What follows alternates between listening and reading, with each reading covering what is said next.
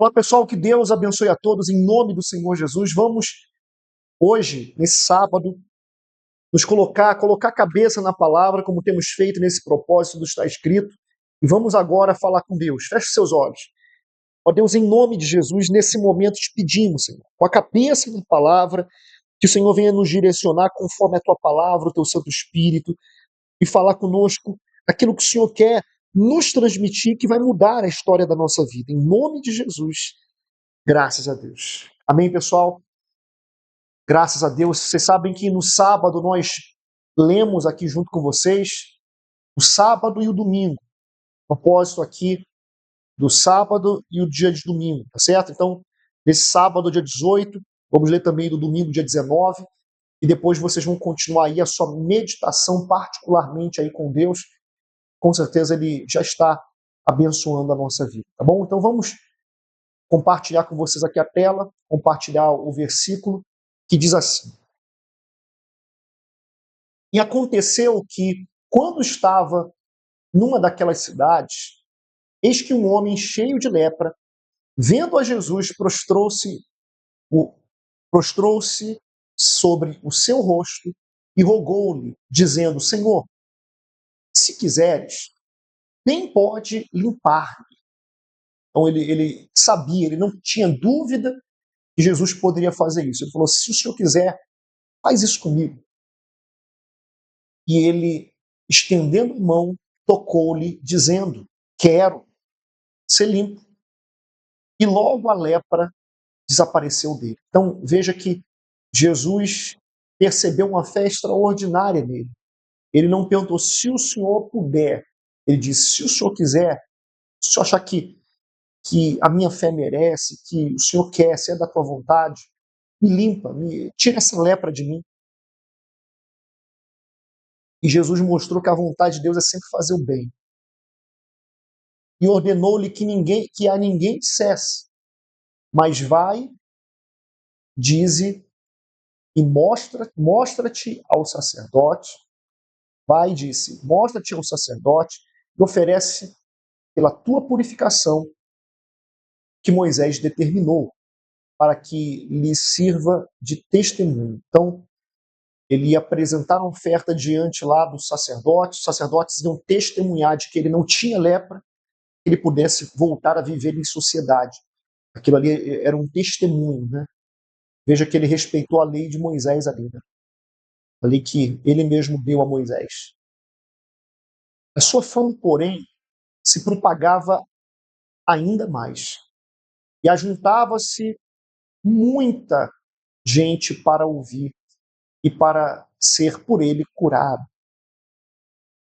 das suas enfermidades. Então a gente vê que quanto mais ele dizia assim: olha, não fala de mim não, não fala não, mais as pessoas falavam, né? Ele já sabia que esse seria o resultado e era uma estratégia para que o evangelho fosse propagado, para que ele fosse sendo conhecido e que ele pudesse anunciar às multidões a vontade do seu Pai. Versículo 16 diz: Ele, porém, retirou-se para os desertos e ali orava. Então, veja que até o Filho de Deus precisou vários momentos se ausentar e orar. Quanto mais nós, né? Imagina cada um de nós o que não precisamos estar constantemente fazendo. E vou continuar aqui. Depois eu vou tirar um tempo aqui para que nós possamos ler um pouquinho do que o Bispo Macedo fala sobre esses versículos, mas eu vou dar continuidade à leitura, que nessa parte aqui acaba a de sábado, mas nós vamos também entrar na de domingo, tá? Vamos entrar na de domingo, que é a partir do versículo 17 até o versículo 26 de Lucas 5. Continuando, diz assim: E aconteceu que, num daqueles dias, estava ensinando, e estavam ali assentados fariseus e doutores da lei, que tinham vindo de todas as aldeias da Galiléia e da Judéia e de Jerusalém. E o poder do Senhor estava ali para os curar. Então, até os doutores foram lá ouvir que o Senhor Jesus tinha para dizer e ver os milagres, né? E eis que uns homens transportaram numa cama um homem que estava paralítico e procuravam fazê-lo entrar e pô-lo diante dele. Então, estava lotado o local, né? Vamos lá, continuando, diz assim: você vai ver que estava lotado o local. E não achando por onde pudessem levar, por causa da multidão, subiram ao telhado e por entre as telhas baixaram com a cama até o meio diante de Jesus. Então, foi algo muito arriscado, foi algo muito difícil de se fazer, mas algo que teve que ter a participação tanto dos amigos que foram lá levá-lo, ainda daquela forma, totalmente paralisado, num leito, numa cama, mas desceram ele pelo telhado, que tinha risco de piorar mais ainda a situação dele. Mas essa atitude fez Jesus mostrar que a fé pode se tornar visível. O versículo 20 fala: e vendo ele a fé deles, disse-lhe, homem, os teus pecados te são perdoados. Olha que legal isso aqui, que forte, que poderoso. Você pode depois tirar tempo para meditar sobre isso. E os escribas e os fariseus começaram a arrazoar, dizendo: quem é este que diz blasfêmias? Quem pode perdoar pecados, senão só Deus? Jesus, porém, conhecendo os seus pensamentos, respondeu e disse-lhes: que arrazoais em vossos corações? Qual é mais fácil, dizer os teus pecados te são perdoados, ou dizer levanta-te e anda? Que forte. Ora, para que saibais que o Filho do Homem tem sobre a terra poder para perdoar pecados, disse ao paralítico: a ti te digo, levanta-te, toma a tua cama e vai para a tua casa. Versículo 25. E levantando-se logo diante deles e tomando a cama em que estava deitado, foi para a sua casa, glorificando a Deus. Olha que maravilha. Olha que glorioso. Jesus se revelando mediante a indagação dos religiosos, e eles não conseguiram entender e crer. E todos ficaram maravilhados, glorificaram a Deus e ficaram cheios de temor, dizendo: hoje vimos prodígios. Hoje vimos prodígios. E que você e eu possamos dizer exatamente isso. Ter a honra de poder dizer exatamente isso. Que hoje e a cada vez que lemos a palavra do nosso Deus, venhamos ver esses sinais, esses prodígios, essas maravilhas.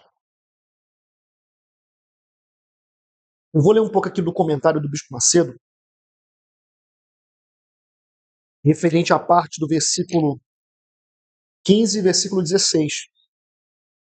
O Bispo Macedo fala assim: ali orava. Jesus fez os milagres, fez aquele milagre extraordinário, iria fazer outros, e aí olha só que legal isso aqui. Mesmo sendo o Deus Filho, Jesus priorizava a sua comunhão com o Pai acima de qualquer outra necessidade. Lucas deixa claro isso em várias passagens, inclusive nesse trecho, quando o Salvador se retirou para orar, apesar da multidão que foi ao seu encontro para ser curado e liberto. A excelência do seu encontro para ser curado, liberto, não, a excelência do seu ministério, do ministério do Senhor Jesus, estava na estreita intimidade que mantinha com Deus. Se esse tempo dedicado à oração era tão importante para o Salvador, imagine para nós. No que era, no entanto, há servos que têm feito justamente o contrário. Priorizam o exercício da obra de Deus em detrimento da intimidade com Ele, como se o trabalho que executam suprisse a necessidade espiritual. Porém, Quem serve sem se preocupar em manter comunhão com o Senhor, declara explicitamente que depende apenas de si mesmo. Por isso, cedo ou tarde, fracassará. Isso aqui é muito forte, muito forte. Depois vocês podem continuar meditando a respeito dos versículos que nós acabamos de ler, mas aqui fica uma orientação muito forte para todos nós, que mais do que a gente fazer qualquer coisa para Deus, é buscarmos comunhão com Ele acima de tudo, priorizarmos acima de tudo. E se fizermos isso, estaremos seguros e aquilo que está escrito certamente há de se cumprir de maravilhoso, de poderoso na nossa vida. Como aconteceu nesse último versículo que nós lemos, no versículo 26, está escrito: e todos ficaram maravilhados e glorificaram a Deus e ficaram cheios de temor, dizendo: hoje vimos prodígios. Se você quer ver prodígios na sua vida hoje, amanhã, esteja conosco buscando a Deus. Mas agora, continue aí a sua meditação e amanhã esteja conosco na reunião especial com todas as pessoas da sua família, seus amigos, os nossos amigos da fé, familiares, de fé a nossa Universal de Vila Helena. Você pode estar conosco às 6h30 da manhã, às 8 horas, ou no principal horário, às 8h30 da manhã, inclusive orando pelas mulheres aflitas e orando por todos aqueles que querem vencer um vício, ou tem um familiar que quer vencer um vício, apresentando para vocês a dose mais forte. Tá bom? Deus abençoe a todos e até amanhã.